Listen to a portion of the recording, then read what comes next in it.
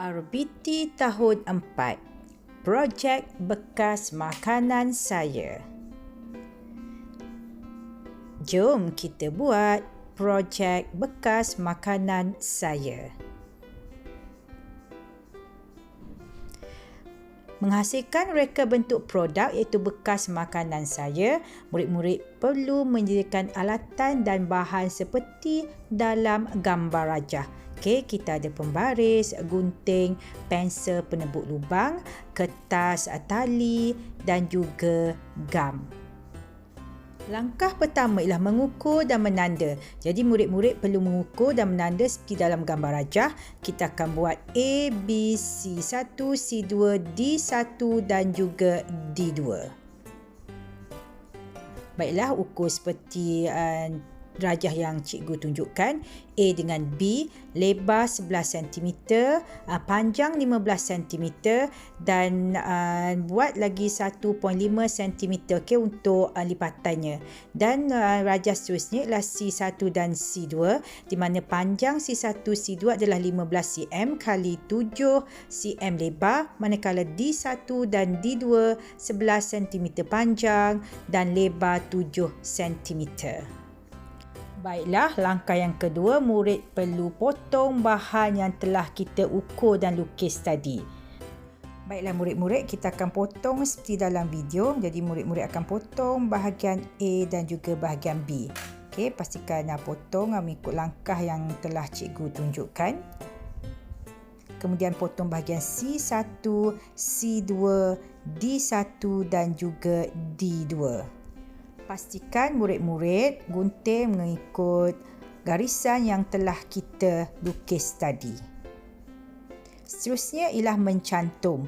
Sapu gam pada bahagian yang hendak dicantum.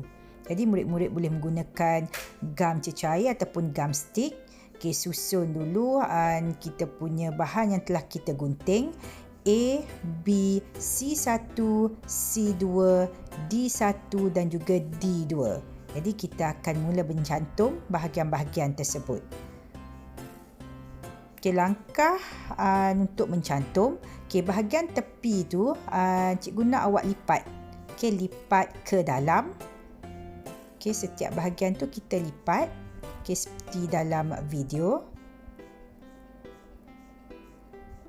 Okey, lipat satu persatu dengan kemas. Pastikan mengikut garisan yang telah kita buat tadi. Okey, D2, D1, kemudian bahagian C.